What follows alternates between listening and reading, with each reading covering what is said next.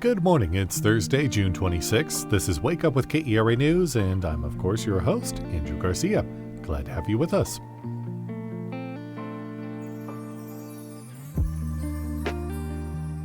And I'm also glad the sun is out again today after a few storm clouds rolled over North Texas last night, though temperatures are going to feel a lot like the upper 90s today, so brace yourself for that heat. A brain disorder has sidelined singer Billy Joel from touring. We'll hear more about hydrocephalus after the news. The U.S. Department of Justice has ended its investigation into a proposed Muslim housing development in North Texas. KERA's Penelope Rivera reports Epic City was accused of racial discrimination. The Justice Department wrote in a letter earlier this month to Epic City's corporate entity that it was closing its probe. The letter said community capital partners made it clear that, quote, all will be welcome in any future development. The DOJ first launched its investigation last month after U.S. Senator John Cornyn asked the department to look into it. Epic City still faces 5 state investigations, including a criminal probe. For KERA News, I'm Penelope Rivera in Fort Worth.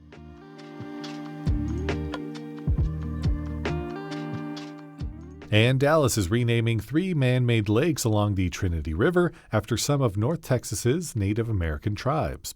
The City Council on Wednesday passed a resolution to name the group of lakes the Three Sisters. The lakes are named for the Lipan Apache, the Comanche, and the Wichita. The new names are effective immediately.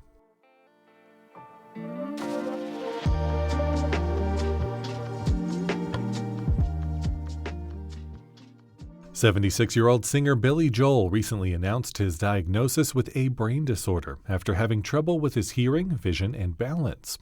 Texas health neurologist Dr. Ryan Chung says normal pressure hydrocephalus begins with a slow buildup of fluid in the brain. The brain has these fluid-filled spaces in the middle, and they can enlarge very slowly. And so this process happens so gradually that the pressure within the brain doesn't change, and so hence the name normal. But it pushes pressure on surrounding brain structures, and that's what causes the symptoms. A classic triad of what's commonly referred to as wet, wacky, and wobbly. So wet meaning you can get urinary incontinence, wacky, memory and thinking, cognitive changes, you can be more forgetful over time, and then wobbly, walking problems and changes in your gait.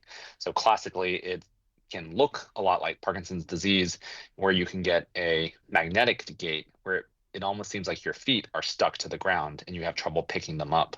What causes this to happen, especially since this happens slowly, as you say? It's idiopathic, meaning we haven't found a clear cause. It is more common in older patients, typically 70 years and older. The incidence varies based on study to study, but it could be as small as about 0.2% of patients above 70. You get above 80, it's probably in the 4 to 5%. So how is it diagnosed? We draw out fluid and we also measure the pressure within the brain. So that pressure should be normal, hence the name normal pressure hydrocephalus. And the fluid is sent off to the lab to look for any other causes of their symptoms like infection or any other evidence of inflammation. After the fluid is removed, some fluid, the patients are tested again to test their walking and their cognitive abilities. And patients who do have normal pressure hydrocephalus, they often notice a transient improvement of their symptoms, particularly in their walking speed and their gait pattern. And so that's where having physical therapists who can assess the gait is very helpful. And you can also repeat some cognitive tests. And these changes are typically seen sometimes hours and sometimes days after the procedure. This is treatable, isn't it? So it is treatable. So once you make the diagnosis with a temporary relief in that pressure by draining off some of that fluid, then those patients are sent for neurosurgical evaluation of something called a ventral peritoneal shunt, a VP shunt. This is a small tube that's placed surgically within the ventricles, these cisterns within the brain, and it drains the excess fluid into the abdomen so that it's no longer pushing in on brain structures. Once you have the treatment, are you done with normal pressure hydrocephalus, or is this one of those things you're never totally rid of? So a lot of the patients who do have a lot of improvement with the shunting, it does, for the most part, correct a lot of their symptoms. Down the line, they may need ongoing adjustment of the shunt. So the shunts are adjustable and you can change the settings on that. So if they need more or less drainage, sometimes that can come up in the future. But in general, we would expect their gait, their walking to improve, as well as their cognitive abilities. So then the question becomes this, because none of this sounds like a great experience to go through. Is normal pressure hydrocephalus preventable at all? Unfortunately, we don't know of any ways to prevent NPH, nor do we know what causes the underlying etiology. I would recommend to my patients, though, staying active and maintaining a healthy lifestyle to maintain brain health, because there are a lot of other things associated or that can look similar to NPH, things like dementia and cognitive impairments and strokes, these things that some of them that are preventable or things that we can do to delay the onset of these things. That was KERA Sam Baker speaking with Dr. Ryan Chung of Texas Health.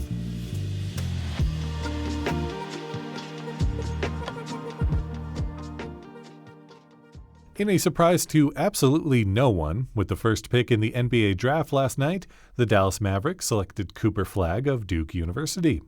Flagg has been the consensus number one pick for months now, and his ticket to Dallas was all but certain after the Mavs beat the odds last month and won the NBA draft lottery, despite having only a 1.8% chance at getting the number one pick.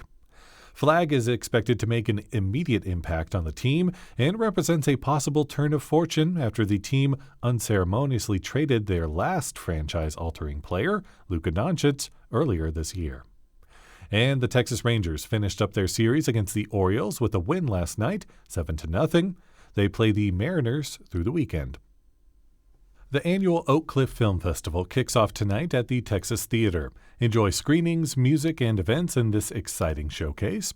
For more information and some other fun things to do, visit our Go See DFW calendar at kera.org/calendar.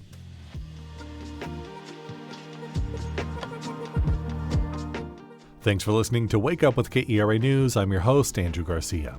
The show is edited and produced by Shardae White and Bekah Morr.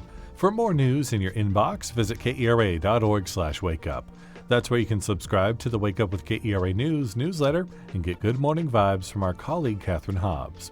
Connect with us on Facebook, Instagram, and TikTok at KERATX. Have a great day. We'll see you tomorrow.